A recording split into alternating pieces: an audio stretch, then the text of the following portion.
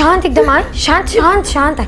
मैं हूं ना यहाँ पर, देख देख। हाँ शांत, एकदम शांत। ओके हाँ शांत, रुक।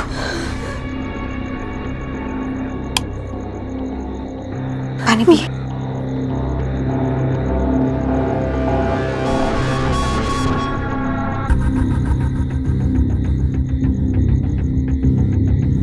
फिर से नानी का सपना देखा ना?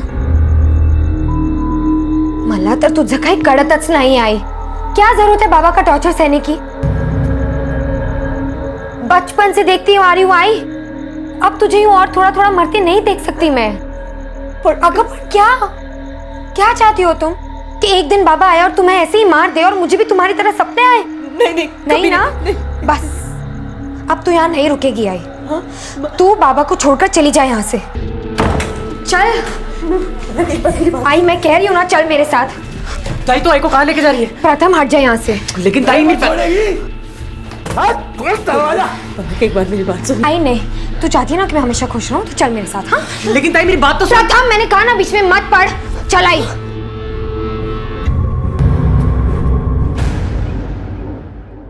आंकड़े बताते हैं कि हमारे देश में हर 5 मिनट में एक महिला घरेलू हिंसा का शिकार होती है। मारपीट, गाली गलौज ये उनके जीवन का हिस्सा बन जाता है। वो ये सब सहती है। कभी कभी उनका जीवन खत्म हो जाता है, लेकिन ये हिंसा खत्म नहीं होती। एक बेटी का अपनी माँ से ये कहना कि वो घर छोड़कर चली जाए, शायद ये कुछ लोगों को सही ना लगे, क्योंकि ज्यादातर लोगों का ये मानना है कि औरत को अपने घर की दहलीज पार नहीं करनी चाहिए। आज भले ही पलक ने अपनी माँ कविता को इस नर्क भरी जिंदगी से निकालने की कोशिश की थी, पर क्या वो कामयाब हुई? या फिर कविता की जिंदगी का अंजाम भी कहीं उसकी माँ की तरह तो नहीं होने वाला था? बैठिए प्लीज। सर मेरी आई नहीं मिल रही है।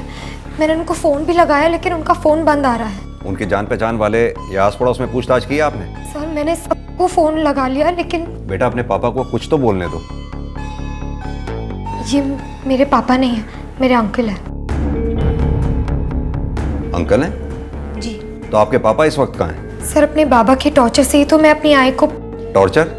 जी, जरा जरा सी बात पर मेरी आई को वो मारते पीटते, इसलिए 4 दिन पहले मैं आई को घर से ले गई। ये क्या हुआ तुम्हें? ये अंकल आप आई को कुछ दिनों के लिए अपने साथ घर पे रख लीजिए ना प्लीज। भाई साहब ये पंकज भंडारी कहाँ रहता है? बाबा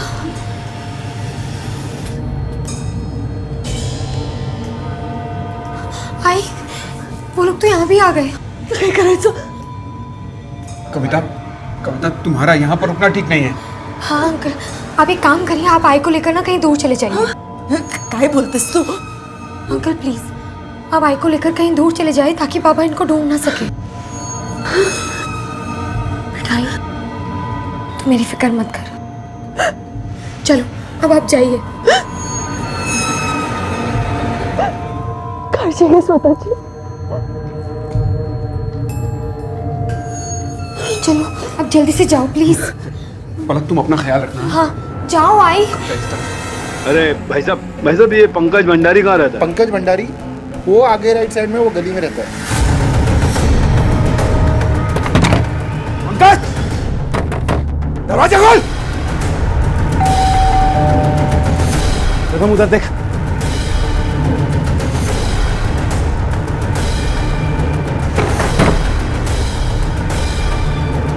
लगता है डर के भाग गया। छोड़ूंगा नहीं मैं उसे। चल ढूंढते हैं उसको।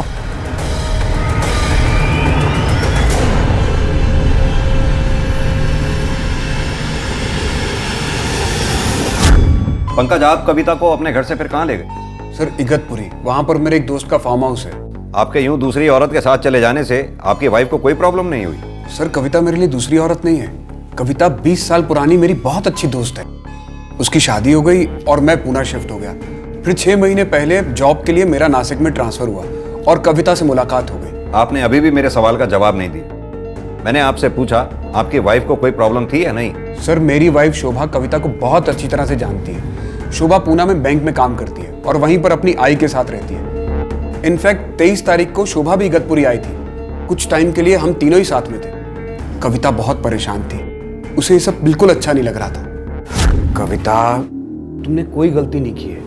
अगर उस वक्त तुम्हें यहां अपने साथ लेकर नहीं आता ना, तो शायद तुम्हारा पति तुम्हें जान से मार देता। तुम ऑकवर्ड फील मत करो। मैं आहे ना तुझा बरोबर, और फिर मैं कोई अनजान तो हूं नहीं, तुम्हारा कितना पुराना दोस्त हूं मैं। वो सब तो ठीक है पंकज, फिर भी मुझे घर छोड़कर, बच्चों को छोड़कर नहीं आना चाहिए था। ये सगा बरोबर नहीं है पंकज। चाहे योगेश मुझे कितना भी मारे पीटे, चाहे मेरी जान भी ले ले, पर मुझे जाना चाहिए। कविता, फिर एक बार सोच लो। देखो, पंकज सही बोल रहे हैं, हम लोग हैं तुम्हारे साथ। सर, मैंने और शोभा ने कविता को बहुत रोकने की कोशिश की, लेकिन उसके बावजूद वो वहां से चली गई। फिर मैं और शोभा भी वहां से पुणे आ गए। लेकिन सर, 23 तारीख की रात तक कविता को यहाँ पहुंच जाना चाहिए था। इसका मतलब तुम्हारी आई घर नहीं लौटी? सर, वो बाबा के डर से पिछले 4 दिन से मैं अपनी एक दोस्त सोनाली के घर रुकी हुई थी। वहीं सुबह अंकल का फोन आया तो मैं तुरंत घर चली गई। प्रथम, तू यहाँ क्या कर रही है? बाबा ने कहा है तुझे घर पे नहीं आने देना। तुम सबकी बदनामी करने पे तुली देख, है। मुझे तुझसे बात नहीं करनी। आई कहाँ है? उन्हें बुला। आई आई आई को तो तू लेके गई थी ना अपने साथ। मुझसे क्या पूछ रही है? चल जा यहाँ से। लेकिन प्रथम खोल। आई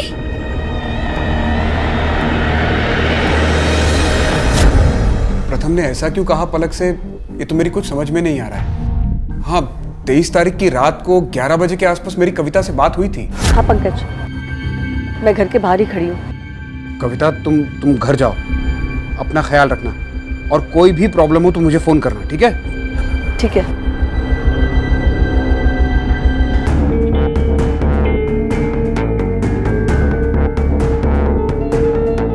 अगर आपकी बात कविता से हुई थी तो इसका मतलब पलक तुम्हारा भाई प्रथम झूठ बोल रहा है। तुम्हारी आई घर में ही है।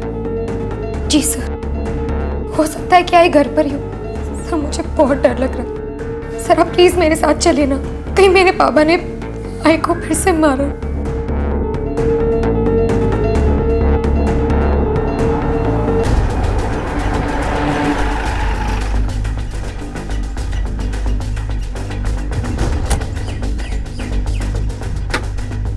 योगेश, हो साहब, तुम्हारी पत्नी कविता कहाँ है? माला मायत नहीं साहब, मर गई वो हम लोगों के लिए। मर गई या मार दिया? क्या आप क्या कह रहे हैं साहब? आपकी बेटी पलक ने कंप्लेंट लिखवाई है कि उसकी मां यानी कि आपकी पत्नी कविता गायब है, और उसे शक है कि कविता इस समय आपके घर में ही है। पवार, तलाशी लो। Okay sir. फिर साहब, एक शरीफ आदमी के घर में आप ऐसे कैसे तलाशी ले सकते हैं? आपकी शराफत के किस्से आपकी बेटी से सुन लिए हमने। अब आप शराफत से खड़े रहिए और हमें अपना काम करने दीजिए।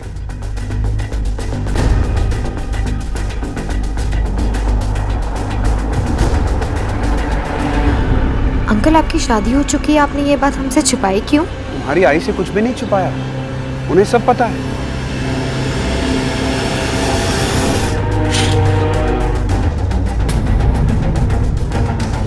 सर, हाँ, सर ये देखिए, खून के निशान। फॉरेंसिक टीम को बुलाओ, ब्लड के सैंपल कलेक्ट करो और टेस्ट के लिए भेजो। Okay sir.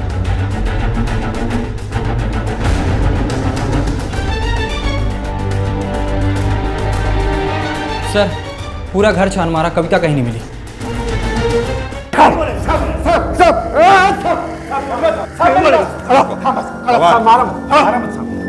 बीवी के साथ मारपीट करके बहुत बड़ा मर्द बनता है अपने आप को। कहां छुपा रखा है कविता को?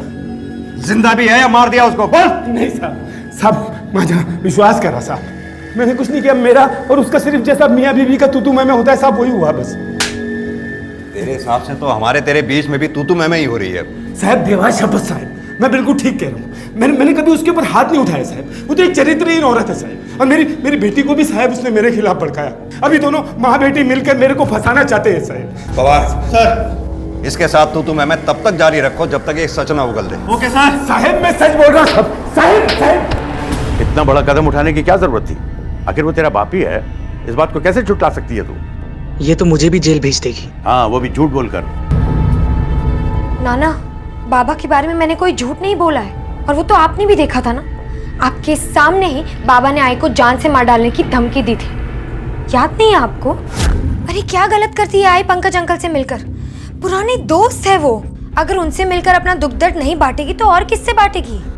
रहने देना बेटा, मैं दोबारा उनसे नहीं मिलूंगी। नहीं आई, तो मिलेगी। उनसे नहीं तो क्या बाबा से अपना दुख दर्द बांटेगी? ये जो हर जरा जरा सी बात पर सीधा गाली गलौज और मारपीट करने लगते हैं। देख पलक, तेरी माँ शादीशुदा है, 2 बच्चों की माँ है। ऐसे में किसी पराये मर्द से मिलना ठीक नहीं है। क्यों कह रही है बेटा? तू जानती है कि तेरी नानी गलती से मरी थी। और कितनी गलतियां करोगे आप? अपने आई की भी शादी आपके जैसे इंसान से करवा दी। हाँ, गलती तो हो गई है मुझसे। मेरी बदनसीबी देख, मेरी बेटी भी मुझे माफ नहीं कर रही है। नानी की जिंदगी, आई की जिंदगी आपने खराब की, और उसके बावजूद भी आप ये सोच रहे हो कि आई बाबा का टॉर्चर सही और आपको माफ भी करे। उसे कोई तकलीफ ना हो, इसीलिए तो तुम्हारे घर के पास आ गया हूँ रहने के लिए। लेकिन रोक नहीं पाए ना। जैसे एक माँ की ममता अपने बच्चे को हर बुराई हर दुख से बचाना चाहती है, वैसे ही एक बच्चे का प्यार भी अपनी माँ को हर तकलीफ से दूर रखना चाहता है। 19 साल की पलक ने बचपन से लेकर अब तक अपनी माँ को अपने पिता के अत्याचारों को सहते हुए देखा था। बचपन में उसके नन्हे हाथ माँ के जख्मों पर मरहम भी लगाते थे, लेकिन अब पलक अपनी माँ के शरीर पर जख्म और आंखों में आंसू नहीं देखना चाहती थी। इसलिए उसने अपनी माँ को अपने पिता से उस घर से दूर भेजने की एक कोशिश की, लेकिन कविता अब गायब थी और पलक और पुलिस के शक के दायरे में सिर्फ एक ही शख्स था, कविता का पति योगेश। अक्सर देखा जाता है कि घरेलू हिंसा सहते सहते महिलाएं थक जाती हैं, टूट जाती हैं, उनकी जीने की चाह खत्म हो जाती है। अगर वो जिंदा भी रहती हैं तो जिंदा लाश बनकर। लेकिन यहाँ कविता के साथ क्या हुआ था? क्या उसकी हत्या की जा चुकी थी? और अगर वो जिंदा भी थी तो किस हाल में थी, कहां थी? सर, कविता और पंकज के फोन रिकॉर्ड्स आ गए हैं। सर, इस फोन रिकॉर्ड के हिसाब से कविता 23 तारीख की रात को अपने घर आई थी और वहीं उसने अपने घर के आसपास से पंकज को कॉल किया था। उस वक्त पंकज की लास्ट लोकेशन अपने घर पूना में थी। सर, उसने लास्ट कॉल भी पंकज को ही किया था। उसके बाद से फ़ोन 3 घंटे के लिए स्विच ऑफ रहा। और 3 घंटे बाद कहाँ ऑन हुआ? सर, सबसे पहले सिन्नर, उसके बाद शिरडी, उसके बाद से ही फ़ोन स्विच ऑफ है सर। इगतपुरी से नासिक, नासिक से सिन्नर और फिर शिरडी। ये कविता के फोन रिकॉर्ड्स ने तो मामला सुलझाने की बजाय और उलझा दिया है। सर, कविता के घर पे पाए गए खून की रिपोर्ट आ गई है। ब्लड ग्रुप AB नेगेटिव है और कविता के मेडिकल फाइल से पता चला है कि उसका ब्लड ग्रुप भी AB नेगेटिव है। AB नेगेटिव ब्लड ग्रुप तो हजारों में से किसी एक का होता है, बहुत ही अनकॉमन है ये। सर, हमने कविता के फैमिली मेम्बर्स का भी ब्लड ग्रुप चेक करवाया था, किसी का भी ब्लड ग्रुप AB नेगेटिव नहीं है। मतलब साफ है वो ब्लड कविता का ही है। बोलो, सीधी तरह से बोलो। साहब, बार बार मेरे से एक ही सवाल क्यों पूछ रहे हो आप? अगर इतनी तकलीफ हो रही है तो क्यों नहीं उस सवाल का जवाब दे देता? साहब, मैंने आपसे कितनी बार कहा, मैंने कविता को कुछ नहीं किया साहब। पलक की स्टेटमेंट के मुताबिक योगेश कविता पे अत्याचार किया करता था।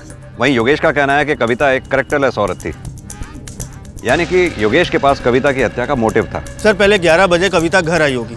योगेश ने गुस्से में उसका मर्डर किया, उसका फ़ोन स्विच ऑफ किया, उसके बाद उसकी लाश ठिकाने लगाई और उसका फ़ोन लेके पहले वो सिन्नर गया, उसके बाद शिरडी।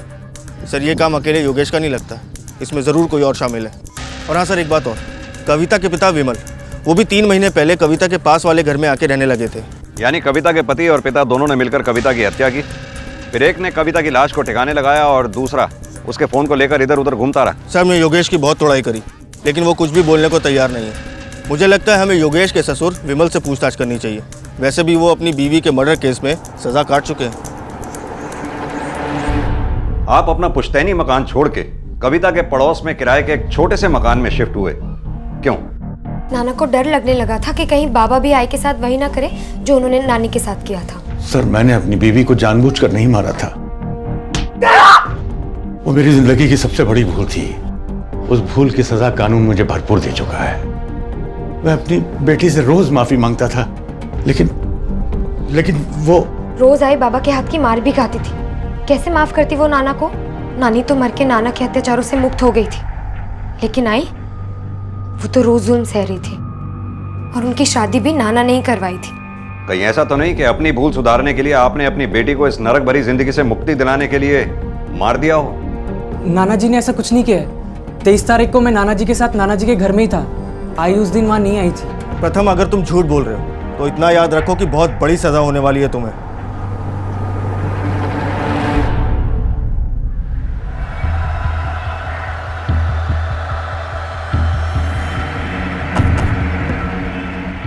कविता का मोबाइल है ना? हाँ? तेरे पास क्या कर रहा है? वो ना ये मेरे पास कहाँ से है? मुझे जा फेंक क्या इसे अभी के अभी कहीं बाहर। तुझे मालूम है ना पुलिस हम लोग पर चेक कर रही है। हाँ ना मैं अभी से फेंक के आता हूँ। जा जल्दी आ।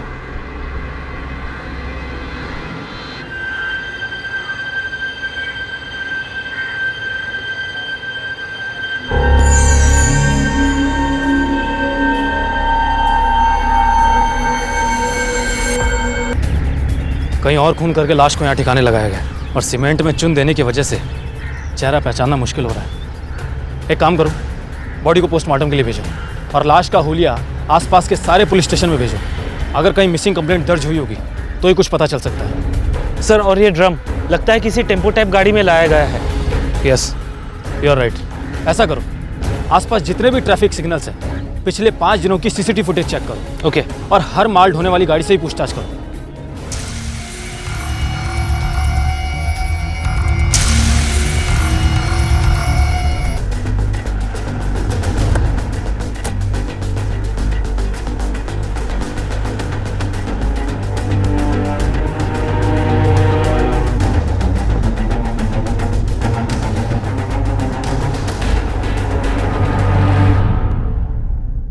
सर, पंकज के कॉल रिकॉर्ड के हिसाब से 23 तारीख को कविता, पंकज और पंकज की बीवी ये तीनों एक साथ थे और 23 की ही रात को पंकज और उसकी बीवी पूना वापस चले गए और कविता नासिक वापस आ गई। सर, पूना पुलिस को 10 दिन पहले यानी 25 तारीख को एक लाश मिली थी 42 से 44 साल की लेडी की, और बॉडी को देख के उसकी शिनाख्त करना मुश्किल है। 25 को ही तो कविता की मिसिंग कंप्लेंट दर्ज हुई है। हाँ सर। सर, उन्हें बॉडी पे एक ब्रेसलेट मिला है जिसपे हमारे शहर के SJ ज्वेलरी शॉप का मार्क है और उन्होंने इसके बारे में इंफॉर्मेशन मांगी है।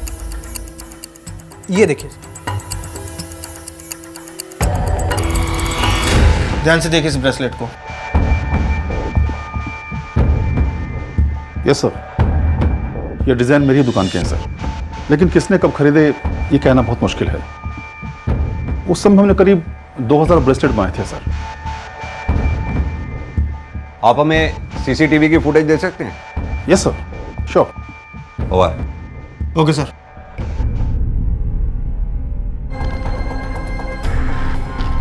ये गाड़ी का नंबर नोट करो, इसका भी नंबर नोट करो। सर, ज्वेलर से सीसीटीवी फुटेज तो मिल गई है। कविता का घर भी यहाँ आसपास ही है। कहीं वो लाश कविता की तो नहीं? चलो।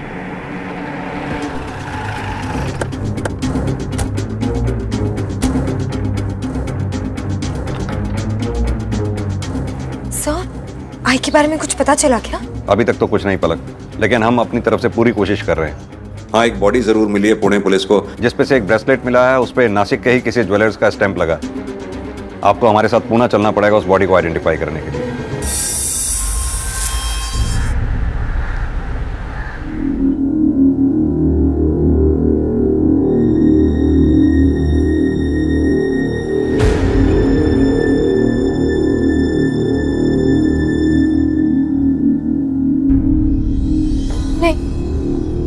ये मेरी आई नहीं है सर, ये मेरी आई नहीं हो सकती। ये मेरी आई नहीं है। उमेश सर, ये ब्रेसलेट और ये ज्वेलरी हमें बॉडी से मिली थी।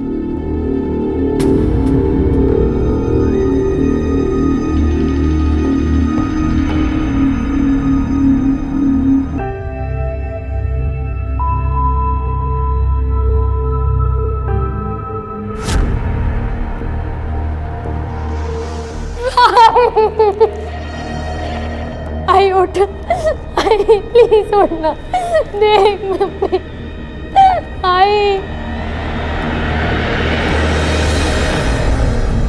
पलक ने लाश को देखकर नहीं बल्कि उसके ब्रेसलेट से उसको आइडेंटिफाई किया है। यह भी तो हो सकता है कि वो लाश कविता की ना होकर के किसी और की हो। एक काम करो पवार, पलक का और बॉडी का DNA मैच करवाओ। इससे हमारे पास लीगल एविडेंस भी आ जाएगा और सच का भी पता चल जाएगा। Okay sir. वैसे पोस्टमार्टम में मौत की वजह क्या लिखी हुई है? सर, पोस्टमार्टम रिपोर्ट से पता चला है कि कविता के सर पर किसी भारी चीज से वार किया गया था।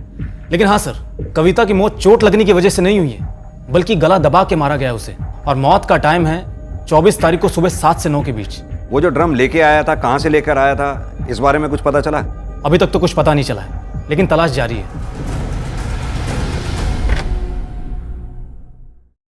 क्या हुआ ताई?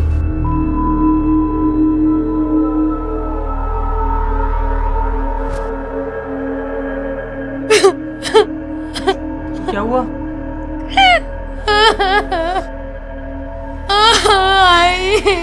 ताई बताओ ना क्या हुआ प्लीज।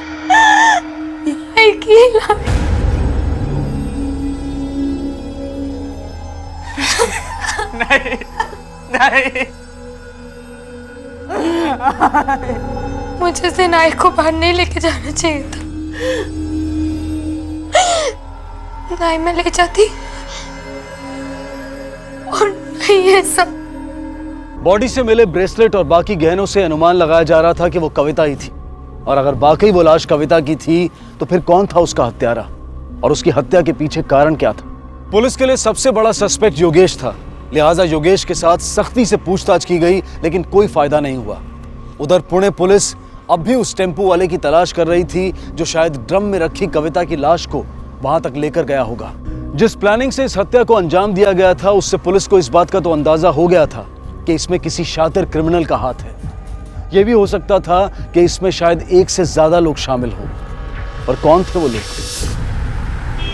शायद कविता का घर से जाना योगेश को बर्दाश्त नहीं हुआ होगा, इसलिए जब कविता 23 की रात को घर वापस आई तो दोनों में हो सकता है रात भर झगड़ा हुआ हो और सुबह कविता को मार डाला गया हो। सर हो सकता है योगेश ने गुस्से में आके कविता के साथ मारपीट की होगी और प्रथम ने उसका साथ दिया होगा, या फिर कविता के पिता ने आकर कविता का गला दबा दिया होगा ताकि उसे इस परेशानियों से मुक्ति मिल जाए, या फिर ये काम तीनों ने मिलकर किया होगा। लेकिन सर जिसने भी ये कांड किया है उसने अपने आप को बचाने के लिए इस लाश को छुपा दिया है। लाश को ड्रम में रख के ठिकाने लगाने के लिए इन्होंने जरूर किसी माल ढोने वाली गाड़ी का इस्तेमाल किया होगा। ये योगेश के घर के आसपास जितने टेम्पो वाले हैं सबसे पूछताछ करो। Okay sir.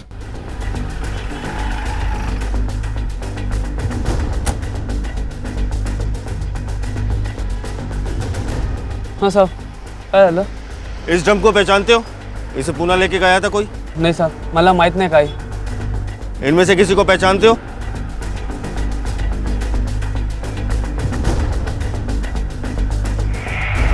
सुनो भाई साहब, 2 हफ्ते पहले ऐसा कोई ड्रम लेके आया था इधर? हाँ साहब, ये ड्रम तो लोनावाला से एक टेम्पो ड्राइवर लेके आया था।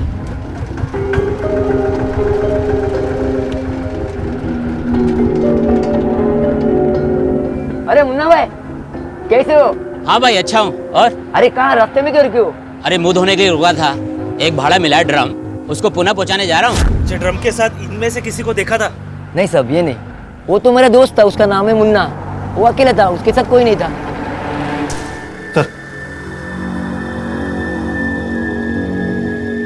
सर कविता का मोबाइल अभी ऑन हुआ है, उसमें किसी ने दूसरा सिम कार्ड डाला। उस नंबर पे किसी से कांटेक्ट हुआ? सर वो फ़ोन रिसीव नहीं कर रहा, लेकिन हमने उसका एड्रेस निकलवा लिया। Let's go.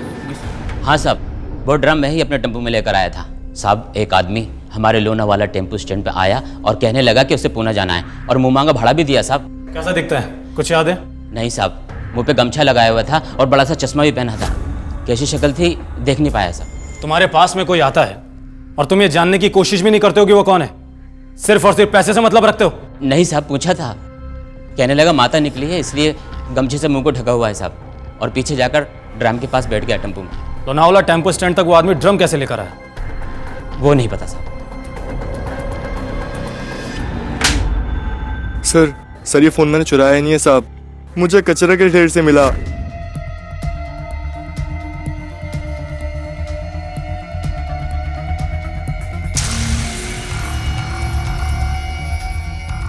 सर जब मैंने मोबाइल ऑन किया तो मुझे ये ठीक ठाक लगा, इसलिए मैंने इसका सिम फेंक कर अपना सिम डालकर इसे इस्तेमाल करने लगा। फोन मिला कहाँ से तुझे? आनंद कॉलोनी के पास। सर आनंद कॉलोनी में ही तो कविता जी का घर है।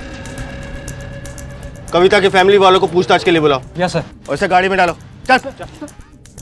क्राइम छुपाने के लिए आपने ही अपनी बेटी का फोन कचरे में डाला था ना? नहीं साहब। इसे बचाने की कोशिश कर रही हो, अपने नाना को, पिता को, भाई को, या फिर खुद को? मैं कुछ समझी नहीं। अच्छा, अपनी आई का मोबाइल कचरे में क्यों फेंका? सर अगर मुझे मेरी आई का फोन मिला होता तो मैं आपको लाके देती उनका पता लगाने के लिए, कचरे के डब्बे में नहीं फेंकती। हाँ सर, वो फ़ोन मैंने ही वहाँ फेंका था, मैंने आई को नहीं मारा है सर। आई का फ़ोन मेरे बैग में कैसे है मुझे सच में नहीं पता। जब आई का फोन तेरे बैग में आया तो तब क्यों नहीं आया हमारे पास? जॉन, इसका तब तक अच्छी तरह से ख्याल रखो जब तक ये सच ना बोले। सर मेरी बात सर मैंने कुछ नहीं किया सर।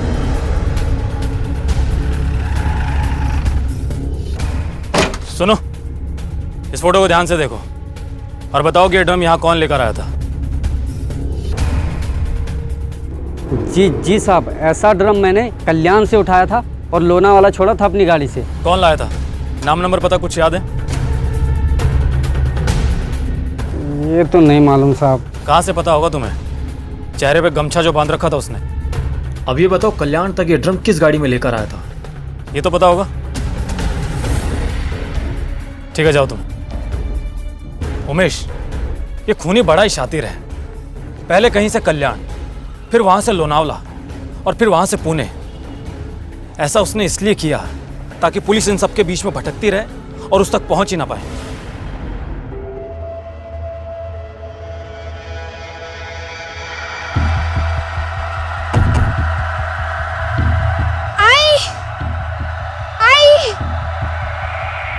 उमेश, अब तक इस ड्रम के हमें सिर्फ 2 लिंक्स मिले हैं। वो टेम्पो वाला मुन्ना पहले इस ड्रम को लोनावला से पूना तक लेके गया, फिर वो दूसरा टेम्पो वाला कल्याण से लोनावला तक लेके गया। अब हमें ये पता लगाना है कि इस ड्रम को कल्याण तक कैसे पहुंचाया है। सर ये भी तो हो सकता है कि ड्रम कल्याण के किसी एरिया से टेम्पो स्टैंड तक लाया गया हो। मतलब मर्डर कल्याण में किया गया होगा और कल्याण में ही बॉडी को ड्रम में डालकर सीमेंट से चुन दिया। Exactly sir. पॉसिबिलिटी हो सकती है। सर सबसे बड़ी बात यह है कि अपनी पहचान छिपाने के लिए उसने अपने चेहरे पे गमछा लपेटा था और एक स्टेशन से दूसरे स्टेशन तक जाने वाले टेम्पो वालों को उसने एक दूसरे से मिलने नहीं दिया ताकि उसकी पहचान छिपी रहे। कल्याण चलते हैं। उमेश, कल्याण में लोकल पुलिस वालों को फोन करो और हमारी एक्टिविटी के बारे में बताओ। Yes sir. सर ये पलक कुछ सर मेरी आई जिंदा है।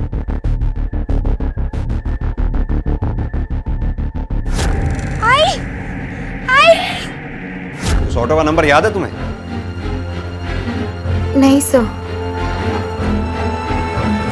पवार, हो सकता है पलक ने कविता को देखा हो, क्योंकि जो लाश हमें मिली है उसे पहचान पाना मुमकिन ही नहीं है। और इधर योगेश भी अपना गुनाह कोई कबूल नहीं कर रहा। अगर उसने कविता का मर्डर किया होता तो इतनी तोड़ाई होने के बाद सब कुछ उगल चुका होता। सर ऐसा भी तो हो सकता है कि ये सारा ड्रामा कविता और पंकज ने मिलकर रचा हो। सर कविता अपनी शादी से खुश नहीं थी और ऐसे में उसका पंकज से मिलना, सर बहुत पुरानी दोस्ती है दोनों की, तो हो सकता है कि पंकज ने कविता की मदद की हो उसके गायब होने में और पंकज को पता हो कि इस वक्त कविता कहाँ है। इस पंकज पे 24 घंटे नजर रखो, क्योंकि जो लाश हमें पूना में मिली थी उसकी डीएनए की रिपोर्ट आने में थोड़ा टाइम लगेगा। तभी पता चल पाएगा कि ये लाश कविता की है या नहीं।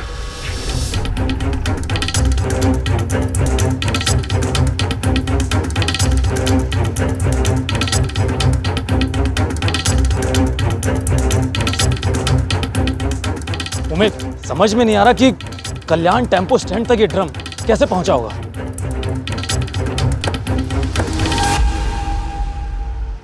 सिटी के अंदर थोड़ी दूर पर माल ढोने के लिए अक्सर लोग हाथ गाड़ी का इस्तेमाल करते हैं। हो सकता है कल्याण टेम्पो स्टैंड तक वो ड्रम हाथ गाड़ी से लाया गया।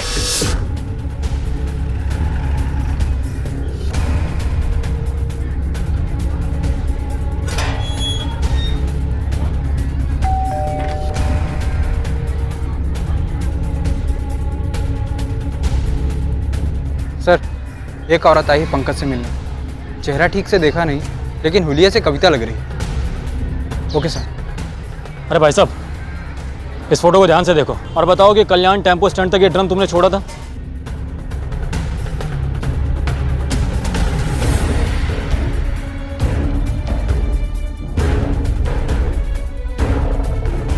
अरे सुनो। हाँ साहब। इस ड्रम को पहचानते हो? हाँ साहब।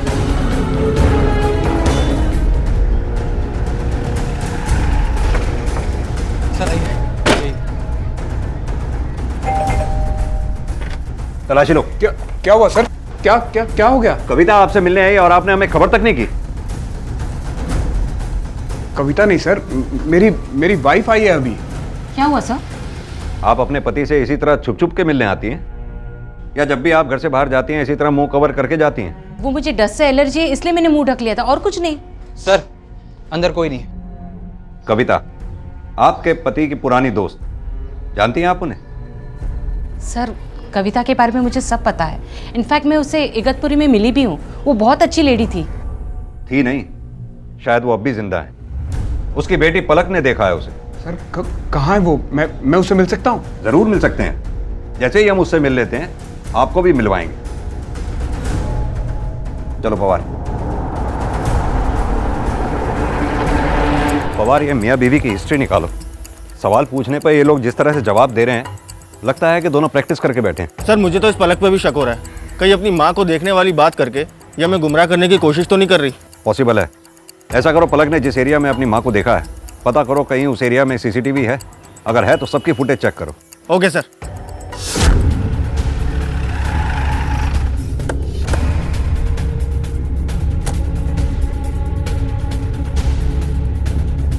यहाँ तो ताला लगा हुआ है। सर, बॉडी को पुनः डंप करने के बाद कहीं वो भाग तो नहीं गया? आस पड़ोस में पूछताछ करते हैं, आखिर पता तो चले कि यह बंगला है किसका। आप इन्हें जानती? इनका नाम कविता है।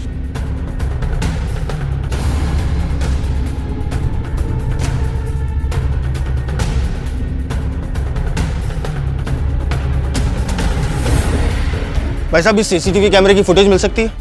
Yes please, thank you. Palak, अगर तुम्हारी आई जिंदा है तो वो हम सबसे छिप क्यों रही है? अंकल, मैं भी वही सोच रही हूँ। वो किसी से भी नहीं मिलती, लेकिन मैं मुझसे तो वो मिल सकती थी ना, बात भी कर सकती थी ना। देखो पलक, हो सकता है तुम्हारा ही डर रही हो। उसे ऐसा लगता हो तुम्हारे बाबा उसे जबरदस्ती घर ले जाए। देखो, ये तो अच्छी बात है ना कि वो जिंदा है, और जिस ब्रेसलेट से उस लाश की पहचान कराई गई थी, हो सकता है वो किसी और की हो। पलक, एक ना एक दिवस तुझे आई जरूर भेटना।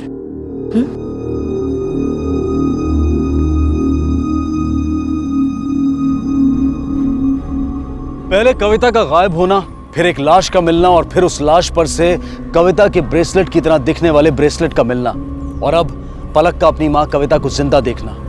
ये केस पुलिस के लिए पहले से भी ज्यादा उलझता जा रहा था, कई सवाल खड़े कर रहा था। अगर कविता जिंदा थी तो फिर वो ऐसे चुप क्यों रही? अपनी बेटी पलक से भी क्यों नहीं मिली? क्या वो ऐसा करके अपने पति योगेश से बदला लेना चाहती थी, या फिर पंकज के साथ हमेशा के लिए कहीं दूर चले जाना चाहती थी? सवाल कई थे और जवाब सिर्फ कविता दे सकती थी। ये लड़की तो पलक ही है, लेकिन जिसके पीछे ये भाग रही है उसका चेहरा नहीं दिखाई दे रहा। एक मिनट, जरा इसको जूम करना। पवार, इस ऑटो का नंबर नोट करो, इस ऑटो वाले का पता करो और इससे पूछो कि इसने इस औरत को छोड़ा कहां था। Okay sir. ये बंगला किसका है? सर, कल्पेश भाई का बंगला। कभी कभार यहीं पे आते हैं। कभी कभार? अच्छा, वो रहते कहाँ हैं? सर, कल्याण में रहते हैं। उनका फोन नंबर है आपके पास? हाँ जी, मेरे पास नंबर है उनका। Umesh,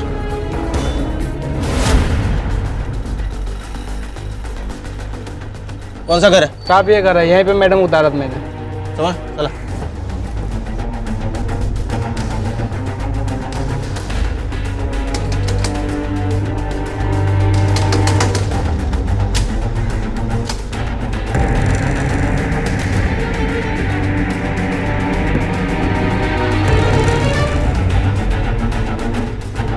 hello sir. सर, यह कविता नहीं बल्कि कोई और लेडी है सर। मैंने पता किया, 5-6 दिन से ये घर से बाहर ही नहीं निकली। सर, आस पड़ोस में पूछताछ करने से पता चला कि कविता को यहाँ कोई जानता ही नहीं है।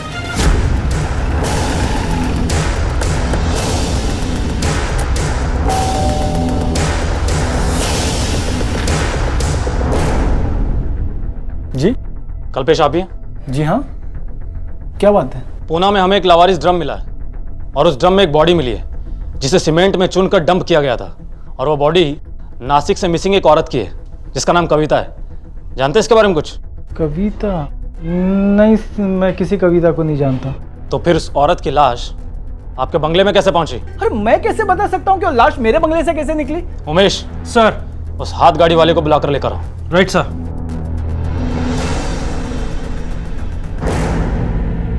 सर, यही था वो आदमी? नहीं साहब, ये वो आदमी नहीं है। ध्यान से देखो, हमें पता है कि उसने चेहरे पर गमछा बांध रखा था, लेकिन कद काठी कुछ तो याद होगा तुम्हें? नहीं साहब, ये वो आदमी नहीं है, और उस आदमी ने अपने चेहरे पे कोई गमछा नहीं लपेटा था।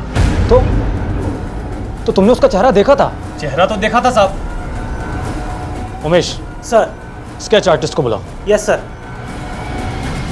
कविता के मर्डर को बेहद ही शातिर तरीके से अंजाम दिया गया था। कातिल ने कोशिश की थी कि पुलिस सुरागों और सबूतों की गुत्थी में ही उलझ कर रह जाए और उस तक कभी ना पहुंच पाए। क्रिमिनल अक्सर वारदात को अंजाम देने के बाद इस खुशफहमी में रहता है कि वो पुलिस की आंखों में धूल झोंकने में कामयाब हो गया है, लेकिन वो ये भूल जाता है कि पुलिस की कोशिशों और वक्त के साथ साथ धूल की वो परत हट जाती है। यहां भी वही हुआ। वक्त भी बदला और पुलिस की कड़ी मेहनत के बाद उन्हें एक लीड मिली।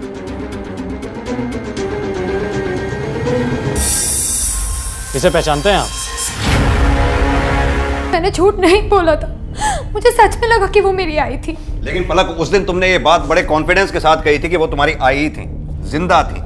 मैं अपनी आई के बारे में झूठ क्यों बोलूंगी? ये तो तुम ही अच्छी तरह जानती हो कि तुम झूठ क्यों बोलोगे। क्या तुम सच में ही नहीं जानती कि तुम्हारी आई जिंदा है या मर गई? और अगर वो मर चुकी हैं तो कहीं ऐसा तो नहीं कि तुम उनके मर्डर में शामिल हो? नहीं नहीं सर, ऐसी कोई बात नहीं।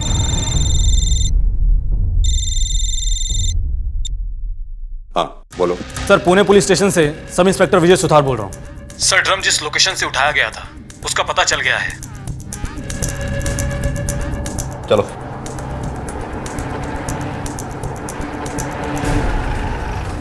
सर लेकिन बता तो दीजिए, मैंने किया क्या है? थाने चलकर तो खुद ही बताएगा तूने क्या किया। डालो इसे गाड़ी में। अरे मेरा बात तो सुनो मत।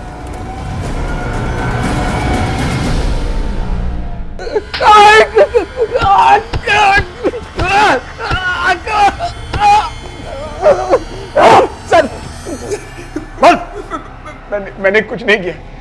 कल तक तो आप लोग कह रहे थे कि कविता जिंदा है और आज कह रहे हैं कि मैंने उसका मर्डर कर दिया। सिर्फ कह ही नहीं रहे, सबूत भी है हमारे पास।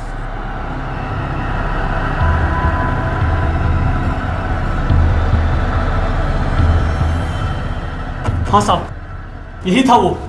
इसी ने ड्रम पहुंचाने टेम्पो स्टैंड बोला था। और साहब, उस दिन ये लाल रंग का कुर्ता पहन रखा था। सर ये सच नहीं है, ये झूठ बोल रहा है, झूठ बोल रहा है ये। हाँ साहब, वही कद वही काठी और लाल कलर का कुर्ता ही पहना था। झूठ बोलेगा तो सजा ज्यादा होगी, सच बोलेगा तो फांसी की जगह उम्र कैद हो सकती है। बोल। ले जाइए। सर, कविता की शादी से पहले मेरा और कविता का अफेयर था। ये बात किसी को मालूम नहीं है। मैंने उससे ये बात छिपाई कि मैं शादीशुदा हूँ। उस रात वो तुम घर पहुँच गई? हाँ। मेरी बात ध्यान से सुनना। अब सुबह तक मेरा फोन ऑफ रखना, ठीक है? ठीक है। मैं कविता का मोबाइल लेकर पहले नासिक आया।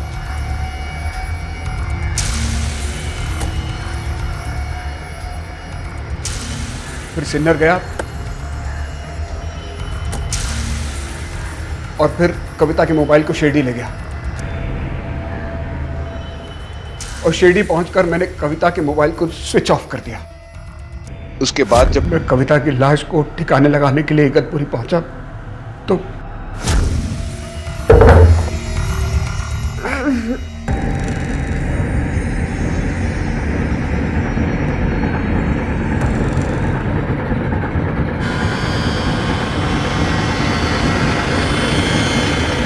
और ड्रम में सीमेंट इसलिए डाल दी ताकि कोई चेक करे तो लाश का पता ही ना चले। सीमेंट का घोल खत्म हो गया था, इसलिए लाश का चेहरा नहीं ढक सका। वहां से ड्रम ले जाने के लिए सबसे पहले मैंने हाथ गाड़ी वाले को बुलाया।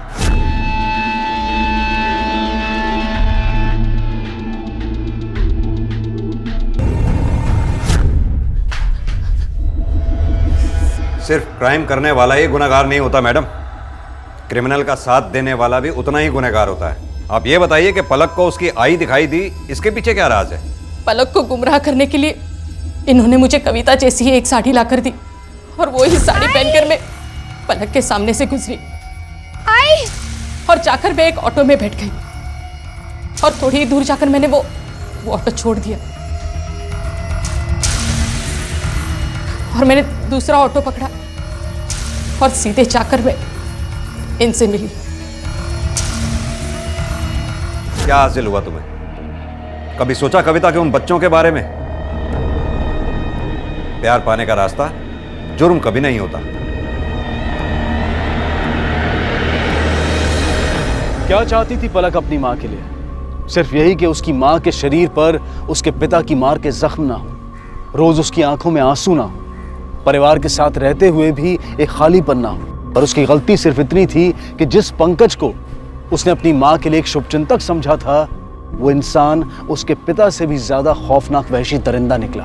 शायद पंकज जैसे लोगों के कारण ही महिलाएं ये सोचती हैं कि घर पर जो अत्याचार हो रहा है उसे चुपचाप सहते रहो, क्योंकि बाहर की दुनिया घर से भी ज्यादा बुरी है। लेकिन जिंदगी सहने के लिए नहीं, जीने के लिए होती है। पर यह भी सच है कि हम अकेले नहीं जी सकते। हर इंसान को अपने खालीपन को भरने के लिए भावनात्मक रूप से एक सहारे की जरूरत होती है। योगेश ने अगर अपना पति धर्म निभाते हुए कविता की इज्जत की होती, उसे प्यार दिया होता, उसे दोस्त समझा होता, तो उसे पंकज जैसे इंसान की जरूरत ही नहीं पड़ती और आज वो अपने परिवार के साथ एक खुशहाल जिंदगी जी रही होती। जिस घर में महिलाओं का सम्मान नहीं, सही मायने में वो घर है ही नहीं।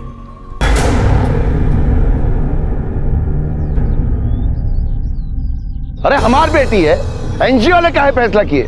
हमको नहीं भेजना, स्कूल नहीं भेजेंगे। वो कौन होता है बोलने वाला? अब तू क्या करेगा बेगू? हैं? तुझे पता है ना, नेताजी ऑर्डर दिए, नेताजी, और ये एनजीओ वाले तो मामला और ही बिगाड़ दिए। अब हम उनसे बवाल करेंगे क्या? लेकिन ये लड़की लोग को पढ़ा लिखा के क्या फायदा? हाँ, ये पढ़ाई लिखाई से तो दिमाग खराब हो जाता है। सही बोल रहे हो भैया। लेकिन बिगड़ जाती है, जबान चलाने लगती है। बहुत सही बात कर रहे हो। ये गलत कहाँ लगे हुए लोग के साथ? इधर इधर आइए, आपसे बात करना है। क्या है बोलो? अरे चाचा आइए तो इधर। ये लोग को करियाने से क्या फायदा चाचा? हाँ, तब मेन फसाद का जड़ तो अपने घर में है।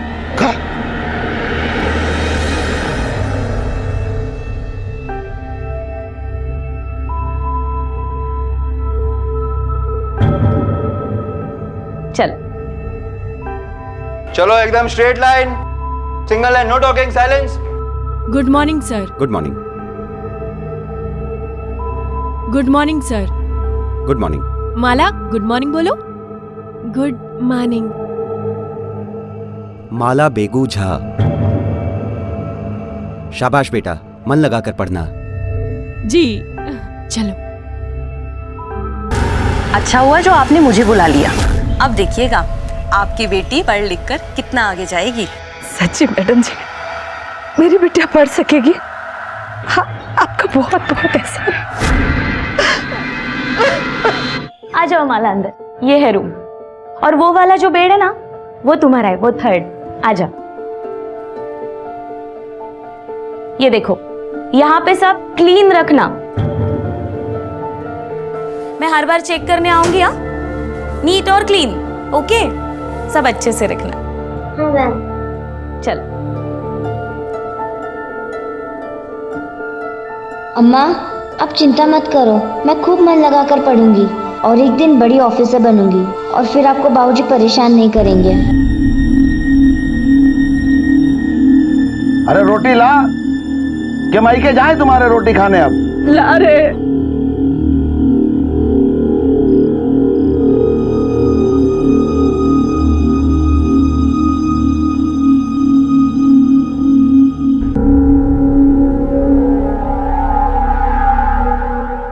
अरे ये हो क्या रहा है?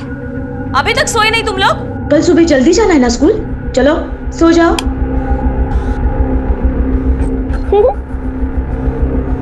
हंस काहे रही है?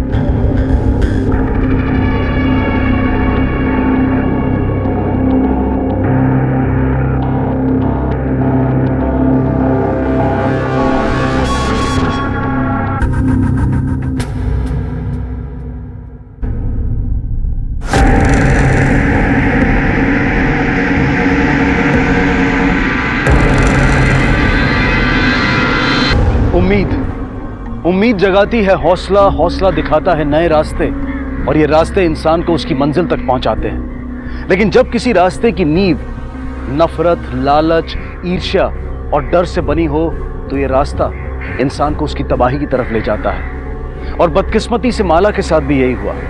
मिली क्या कहीं? सर ऊपर भी देखा, कोई नहीं है। सर वहां भी कोई नहीं है। पीछे देखा क्या? वहां भी नहीं है सर। ऐसे थोड़ी ना कहीं जा सकती है, तो यहीं कहीं होगी। सर हम बिल्डिंग के अंदर और बाहर 2 बार देख चुके हैं, वो नहीं दिखी। सर अब कोई चॉइस नहीं है, पुलिस को बुलाना होगा।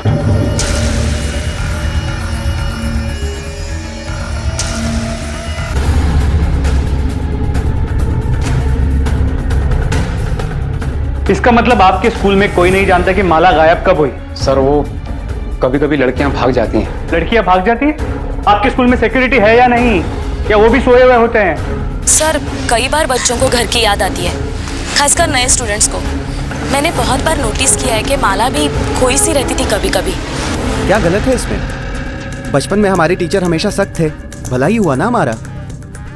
क्योंकि सच ये है कि बच्चों के साथ सख्ती से ही कंट्रोल किया जा सकता है। माला को भी कहाँ पड़ी थी पढ़ाई की, प्रेशर बढ़ गया होगा और भाग गई। कितनी उम्मीदें लिए आई थी माला इस स्कूल में, कितने अत्याचार सहे थे उसकी माँ ने सिर्फ इसलिए ताकि माला को पढ़ने लिखने का एक मौका मिल सके। लेकिन बदले में मिली माला की गुमशुदगी। क्या माला सच में स्कूल से भाग गई थी? अगर हाँ तो इस समय वो कहाँ है? और अगर वो खुद नहीं गई थी तो कौन था माला की गुमशुदगी के पीछे? हो ही नहीं सकता साहब, माला स्कूल से भाग ही नहीं सकती, तो खुद ही पढ़ना चाहती थी। माला ऐसा मौका छोड़ेगी ही नहीं साहब। माला खो गई है, ये बोल रहे कि गायब है स्कूल से। और दरोगा जी को लगा कि लौटकर यहाँ आई होगी। जानते थे ऐसा ही कुछ होगा। स्कूल जाएगी, वो काला करेगी हमारा। बोले थे नाम। अगर वो वाकई भागी है तो आप लोगों को मिलने की या बात करने की कोशिश जरूर करेगी। आस पड़ोस के लोगों को भी बोल दीजिएगा, और किसी को दिख गई तो हमारे लिए मदद हो जाए। लोगों को बताकर अपनी बदनामी खुद ही करें। आने दीजिए घर उसको, खुद ही अपने हाथों से गला दबाएंगे उसका। तो अगर वो घर आई तो आप सबसे पहले हमें बताएंगे, समझे? और अगर नहीं लौटी तो? अबरी माला भाग ही नहीं सकती है। जरूर कुछ हुआ है उसके साथ, कुछ बहुत गलत हुआ है उसके साथ।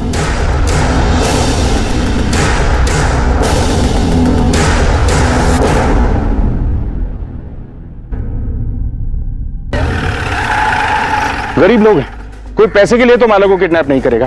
तो बाप का गुस्सा भी सिर्फ घर के अंदर है, बाहर किसी से कोई ऐसी दुश्मनी नहीं कि कोई उसकी बेटी को किडनैप करे। चौबे, माला की फोटो सर्कुलेट करो आसपास के थानों में और चौकियों में। जी सर। कहीं ऐसा तो नहीं कि माला की ही किसी से कोई दुश्मनी थी? सर इस मैटर का क्या करें? अगर इसकी ये करतूत बाहर निकल गई तो इसके माँ बाप का और हमारे स्कूल का नाम बदनाम हो जाएगा। माँ बाप को बुलवाइए, मैं बात करता हूँ। ठीक, माला तो बहुत सुलझी हुई लगती थी। माला के बारे में कभी किसी टीचर से, स्टाफ मेंबर से या बच्चों से कोई शिकायत नहीं मिली। और सर मुझे नहीं लगता कि माला के गायब होने से हमारे स्कूल का कोई कनेक्शन है। वो हम तय करेंगे। जाने दो भाई, हमको मत रोको। सर देखिए ना, ये हमारी बात नहीं सुन रही है। ठीक है तुम जाओ। Okay sir. साहब आप अपनी तरफ से कोशिश कीजिए। देखिए हम कोशिश कर रहे हैं। कोशिश कर रहे? अरे क्या कोशिश कर रहे हैं आप साहब?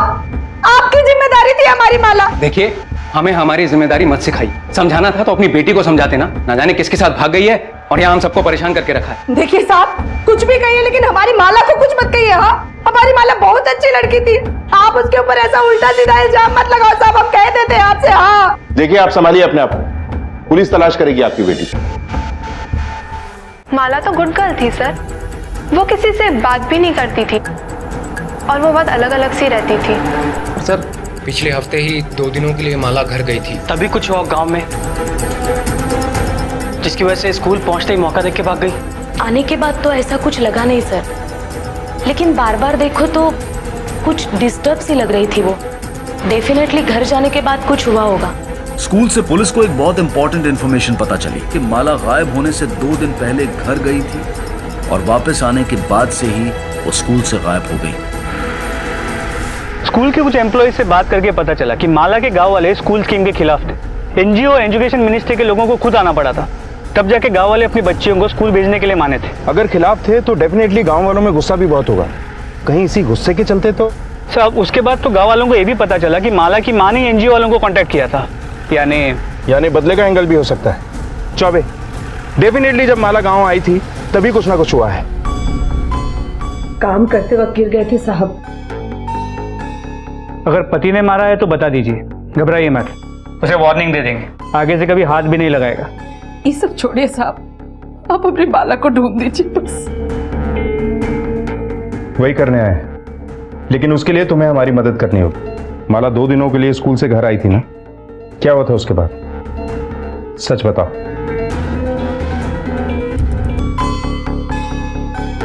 वो एनजीओ दीदी नहीं आती तो शायद हमारी माला कभी स्कूल नहीं जा पाती। कभी कभी सोचते हैं कि गलती की है, हम नहीं भेजना चाहिए था उसको स्कूल। अगर स्कूल नहीं भेजते तो आज वो हमारे सामने होती और उसके साथ ये सब कुछ नहीं होता साहब। उस एनजीओ दीदी का नाम क्या है? शिल्पा झा, ज्ञान ज्योति एनजीओ से थी। एनजीओ वाले तो बचकर निकल जाएंगे और फंसेंगे हम, स्कूल परेशान।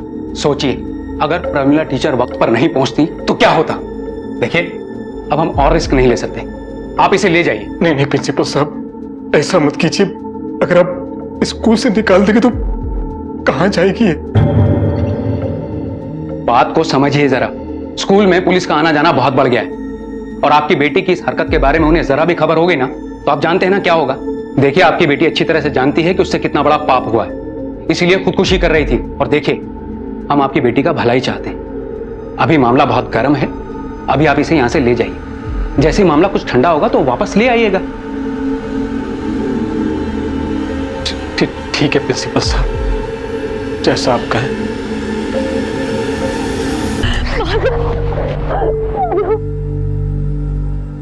कैसी है तू? इन्हें पाम में तो कितना जज नहीं है। हाँ ताई ये सब क्या है माँ? बापू तुम्हें फिर से मारे ना? हम घर आते वो ना मारेंगे तुमको फिर से। नहीं नहीं नहीं नहीं, हाँ? तुम यहाँ से कहीं नहीं जाओगी। तुम ये स्कूल में पढ़ो, अपनी जिंदगी बनाओ, खूब पढ़ो लिखो। तुम स्कूल आ रही हो इसके लिए हम कुछ भी सह सकते हैं माला। हुजूर आई तो नहीं 2 दिन के लिए, और हमने तो सुना था कोई लौंडा भी मिलने आया था उससे। बहुत बवाल हुआ था हुजूर। माला को महेश ने बहुत गरियाया था। और तुमको भी समझा रहे हैं, ज्यादा फड़फड़ाओ मत, अपने दायरे में रहो वरना टांग तोड़ देंगे तुम्हारा। पर भैया हमने क्या किया? चुप करो। क्या किया? जाओ यहाँ से।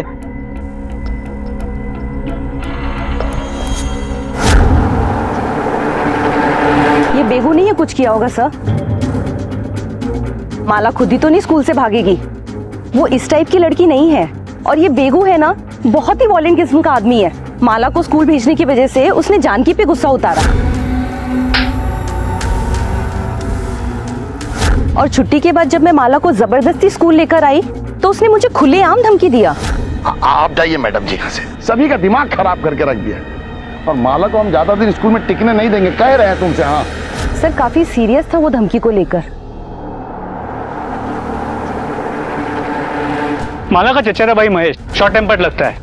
माला और उस लड़के को लेके उसे ही तकलीफ हो रही है। हो सकता है ऑनर किलिंग या किडनैपिंग का मामला। क्या नाम है उस लड़के का जिसके साथ महेश ने झगड़ा किया था? सर गांव में तो किसी को नहीं पता, महेश ही बता सकता। ठीक है, अभी के लिए तीनों पे फोकस करते हैं। तीनों के पास मोटिव है माला को नुकसान पहुंचाने का।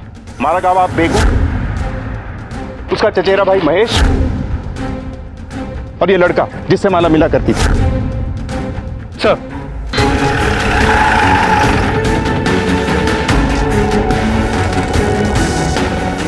चलो। क्या बात है सर? अरे आपको कहाँ ले जा रहे हैं आप? सुनिए बात तो सुनिए। क्या हुआ? तेरा गुस्सा नजर नहीं आ रहा? घर पर छोड़ के आया है क्या बीवी और बेटी के लिए? हमको काय मार रहे हैं साहब? हम नहीं मारते मारते, पागल है हमारी घरवाली, खुद ही को चोट पहुंचाती है हमको बुरा बताने के लिए। और बेटी वो भी पागल है, उसने तो भाग के नाक कटवा दी हमारी। भाग गई या तूने उसे कहीं छुपा दिया? हम कहाँ छुपाएंगे सर? धमकी जो दी थी तूने, ज्यादा दिन स्कूल में टिकने नहीं देगा। धमकी देने से क्या होता है साहब? हम कहते हैं साहब भाग गए किसी लौंडे के साथ, आगे मुंह काला करके। देख आखिरी मौका दे रहे, कहाँ छुपा के रखा है माला को? बता। पता होता तो छाती ठोक के बोलते, पता नहीं कहाँ गई है।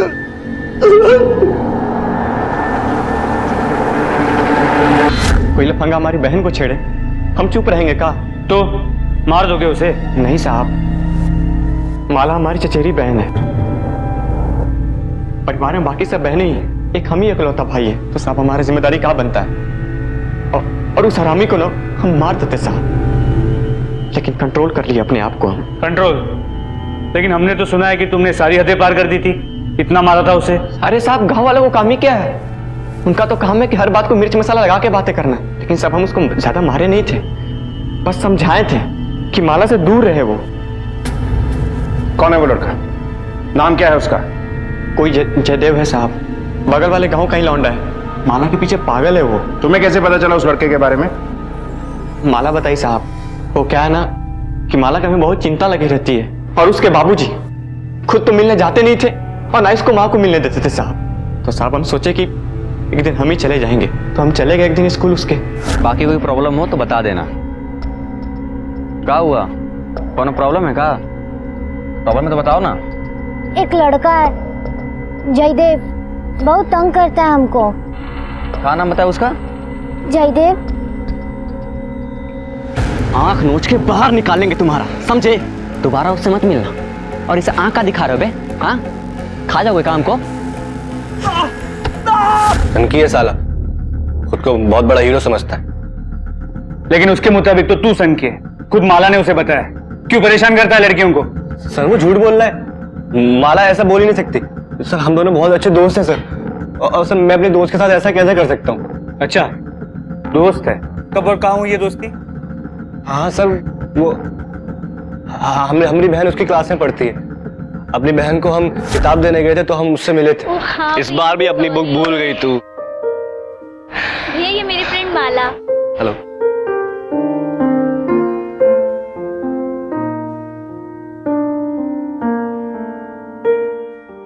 सर हमें तो उसकी खुद चिंता है, वो कहाँ चलेगी, किधर है।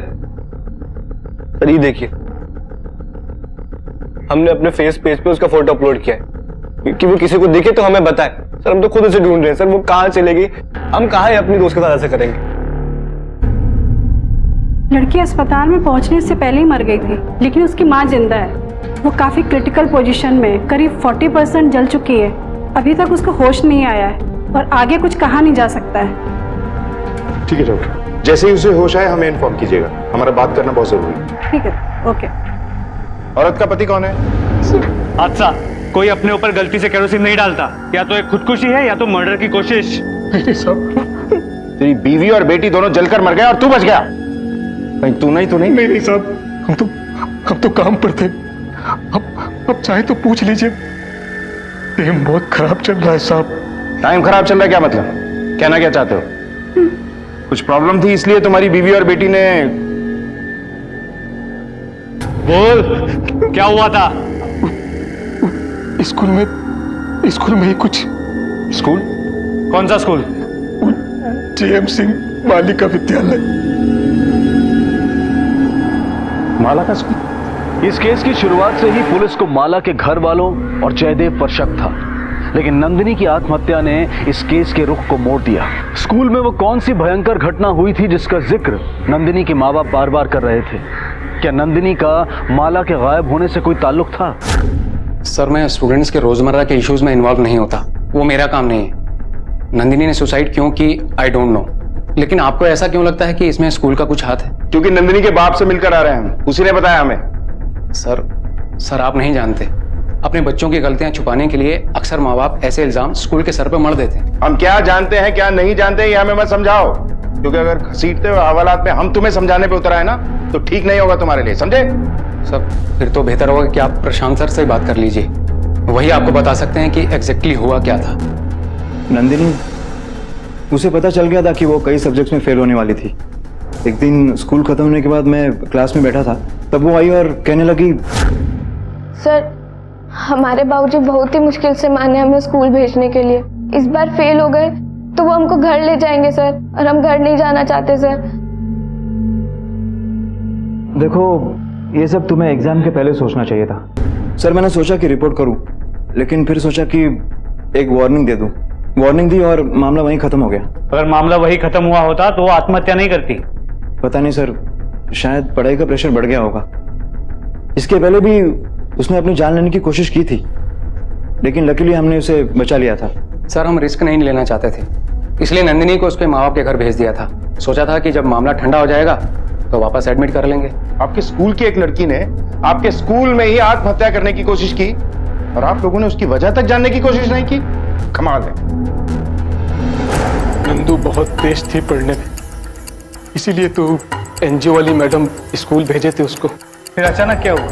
वो फेल क्यों होने लगी? कहाँ पता साहब, पूछे तो थे हम उसको जब पहली बार नंबर कम है, जवाब नहीं था उसके पास। फिर हमें पता चला कि क्या किया उसने। पास होने के लिए सबसे सर झुक गया। नंबर कमाए थे ये बात खटकी तुम्हें, स्कूल में उसने क्या किया ये जानकर शर्म आई तुम्हें, लेकिन उसे क्या प्रॉब्लम थी ये जानने की कोशिश की तुमने? अगर जानने की कोशिश करते तो शायद तुम्हारी बेटी आज जिंदा होती। सर बात थोड़ी अजीब नहीं लगती? अगर स्कूल वालों की बात माने तो सिर्फ इन्हीं के बच्चों को पढ़ाई का प्रेशर, और सिर्फ यही बच्चे पढ़ाई का प्रेशर झेल नहीं पाते। जब माला गायब हुई थी तब यही बोला था। माला को भी कहाँ पड़ी थी पढ़ाई की, प्रेशर बढ़ गया होगा और भाग गई। नंदिनी के अचानक फेल हो जाने के पीछे स्कूल में घटी कोई घटना भी हो सकती है। एक बात समझ में नहीं आ रही, नंदिनी और उसकी माँ दोनों ने सुसाइड करने की कोशिश क्यों की? क्या वजह हो सकती है इसके पीछे? हमें इस सब की तह तक जाना होगा और स्कूल में बाकी बच्चों से भी पूछना होगा क्या उनके साथ भी ऐसी कोई बात हो रही है क्या? हो सकता है कोई पैटर्न सामने आ जाए या फिर माला से जुड़ी कोई लीड मिल जाए। चलो सर।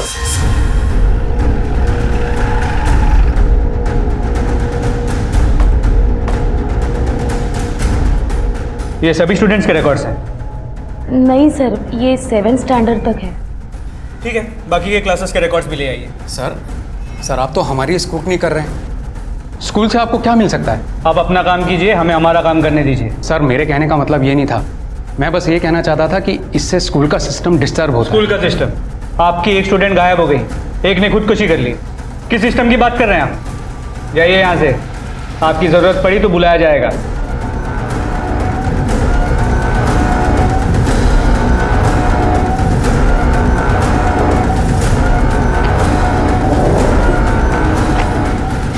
हमेशा अच्छे नंबरों से पास होने वाली नंदिनी अचानक फेल कैसे हो गई? क्या ये सारे लक्षण किसी और बच्ची के मामले में भी मौजूद थे? पुलिस इसी समानता को तलाशने की कोशिश कर रही थी। उनका मानना था कि इस तरह माला का पता लगाने में उन्हें बढ़त मिलेगी, और आखिरकार उन्हें सफलता मिली और नंदिनी जैसे 4 और मामले सामने आए। चौबे, ये 4 लड़कियां पहले पढ़ाई में अच्छी थी, फिर अचानक उनके नंबर कम आने लगे। माला भी? नहीं सर, माला ने तो स्कूल 5 या 6 महीने पहले ही ज्वाइन किया, अब तक उसने कोई पेपर नहीं दिया। और आगे?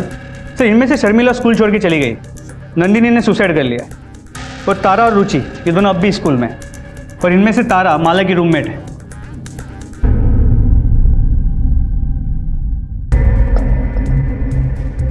बेटा स्कूल में कोई प्रॉब्लम है? अच्छा बेटा, अब माला को जानती हो, दोस्त है आपकी। हंस काहे रही है? लेकिन तुम दोनों तो रूममेट्स हो ना, एक ही कमरे में, कभी तो कोई बात हुई होगी। अच्छा बेटा, जिस दिन माला गायब हुई थी आपने कुछ देखा था?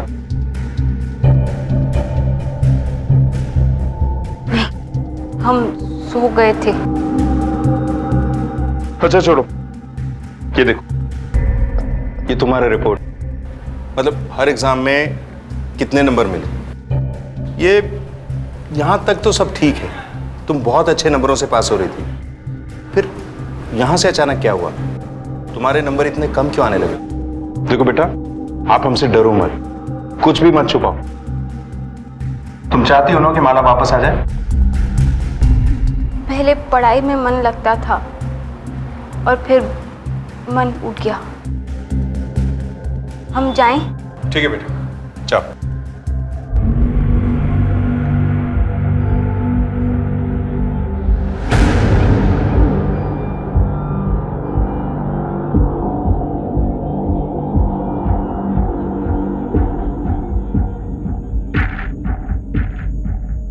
ऐसा कैसे हो सकता है?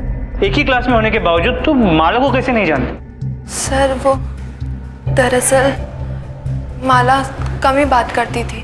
अच्छा छोड़ो, चलो ये देखो बेटा, यहां से आपके मार्क्स इतने कम क्यों आने लगे? आप तो अच्छी स्टूडेंट हैं। देखो बहुत हुआ, जो कुछ भी जानती हो बताओ। ठीक है, अब ले जाइए इसे।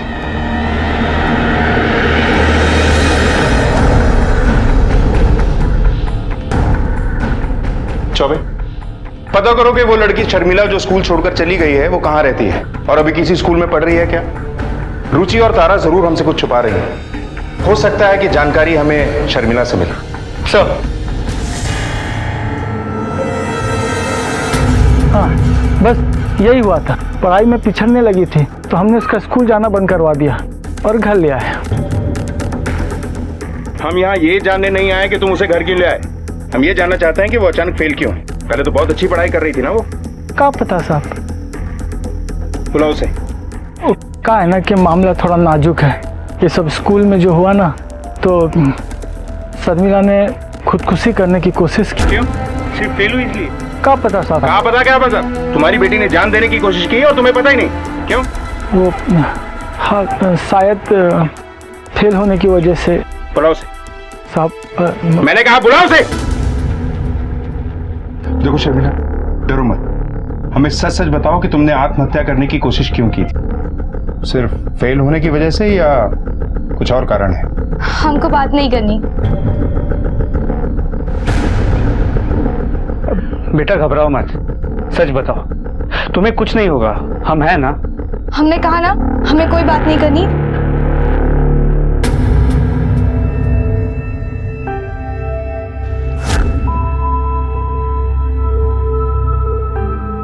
बापू तुम्हें फिर से मारे ना? हम घर आते वो ना मारेंगे तुमको फिर से।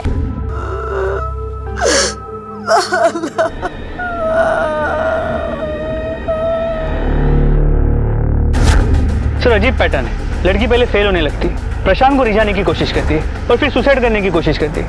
सर ये सिर्फ कोइंसिडेंस नहीं हो सकता। चौबे, कोई ना कोई गड़बड़ है स्कूल से जुड़ी हुई। एक काम करो, प्रशांत को चौकी बुलवाओ पूछताछ के लिए। जब तक मैं इससे जवाब बुलवाता हूँ तुम स्कूल में इसका कैरेक्टर पता करो।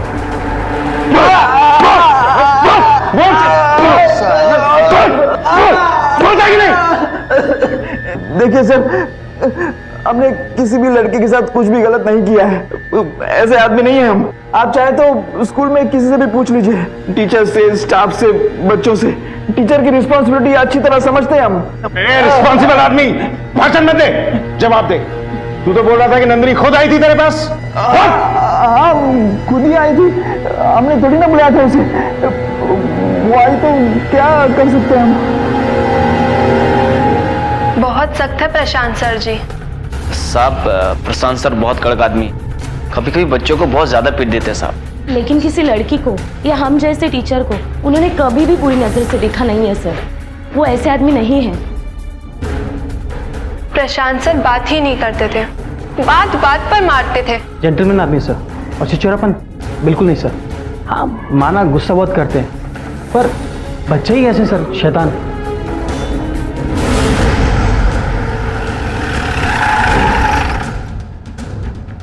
सर प्रशांत के बारे में स्कूल में पूछताछ की, रिकॉर्ड बिल्कुल क्लीन है। थोड़ा स्ट्रिक्ट है लेकिन लड़कियों और औरतों की तरफ कभी बुरी नजर से नहीं देखता। सभी का यही बयान है। और ये प्रशांत खुद भी कुछ उगल नहीं रहा है। सर आपको क्या लगता है?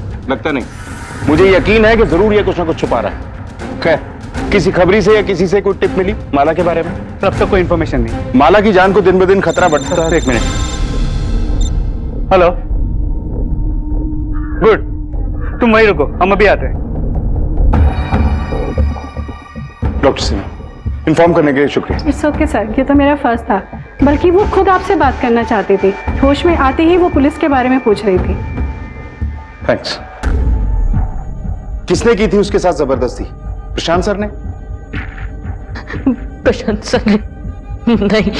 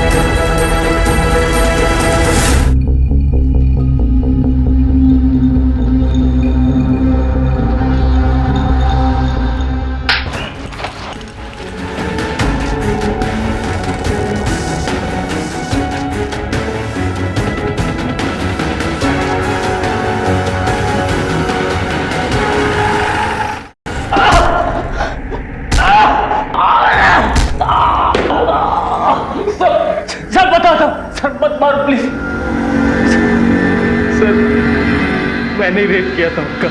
पहली बार जब बलात्कार करके बच गया तो हिम्मत और बढ़ गई, फिर दूसरी बार फिर सर आदत सी लग गई। बोलो सर, हम क्या करते सर? हमें तो पहले ही महिला आयोग और एजुकेशन मिनिस्ट्री से वार्निंग मिल चुकी थी। अगर एक भी केस सामने आ जाता तो स्कूल बंद हो जाता सर। हमने प्रशांत सर को आगे किया और सिचुएशन को संभालने की कोशिश की सर। और तुम झट से मान गए। तुम्हारे नाम का इस्तेमाल करके एक अपराध और एक अपराधी दोनों को छुपाया जा रहा था, और कोई छोटा अपराधी नहीं, एक रेपिस्ट, चाइल्ड रेपिस्ट। हाँ सर, क्योंकि बदकिस्मती से वो चाइल्ड रेपिस्ट हमारा छोटा भाई है। चेतन हमारा छोटा भाई है। एक ईमानदार टीचर है ना तू? अपने भाई के अपराधों पे पर्दा डाल के तूने एक बार भी नहीं सोचा कि वो तुझसे क्या सीखेगा? उसके हर गुनाह में तू उतना ही जिम्मेदार है, क्योंकि तूने उसके अपराधों पे पर्दा डाला है। तुम्हारी वजह से उसे फिर से वही गुनाह करने की हिम्मत मिली, छूट मिली। माला का रेप किया, फिर उसे गायब कर दिया, या मार के उसकी बॉडी कहीं छिपा दी ताकि पकड़ा ना जाए। सर, मैंने माला को नहीं मारा सर, मैंने उसके साथ जबरदस्ती की थी, पर उसको गायब करने में मेरा कोई हाथ नहीं है सर। ठीक, आखिरी बार बोल रहा हूँ, सच सच बता दे कि माला कहाँ है, बोल। सर मैंने आपको सब कुछ सच तो बता दिया, आपसे कुछ छुपाऊंगा सर। मैंने नहीं मारा।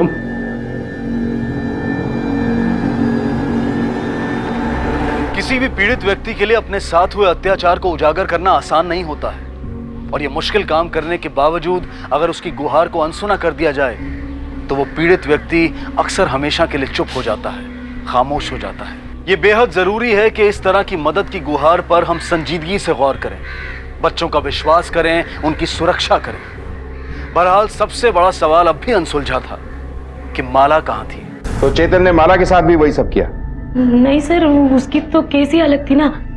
उसके रेप के बारे में तो उसके घर वालों को पता था। झूठ मत बोलो, माला के घर वालों को भनक तक नहीं थी कि उसके साथ रेप हुआ है। ऐसे कैसे हो सकता है सर? उसके रेप को तो छुपाना भी इम्पॉसिबल था, क्योंकि वो प्रेग्नेंट थी। उसके पिता को तो उसकी पड़ी नहीं थी सर। उसके माँ को तो माला से मिलने के लिए स्कूल में आने से भी वो रोकता था। इसलिए फिर आखिर में हमें उसके चचेरे भाई महेश को सब बताना पड़ा।